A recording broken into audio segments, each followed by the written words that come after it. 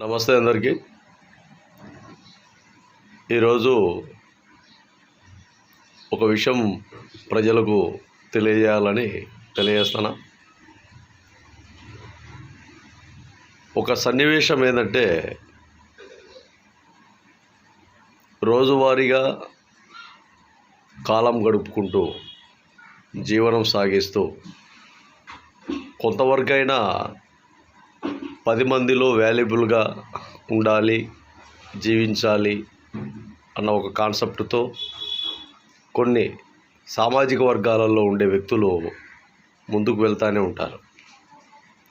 ఈ ముందుకు వెళ్ళేటప్పుడు ఇంకొంతమంది కూడా ఈ విషయాలను గమనించి వాళ్ళకంటే ముందుకు పోయే ప్రయత్నాలు సాగించాలే తప్ప వాళ్ళను ముందుకు వెళ్ళే వ్యక్తులను ఇబ్బందులకు గురి చేసే ప్రయత్నాలు మాత్రం ఎక్కడ కూడా సాగించే విధంగా ఉండకూడదని కూడా ప్రజలకు పూర్తిగా తెలియజేస్తున్నాం.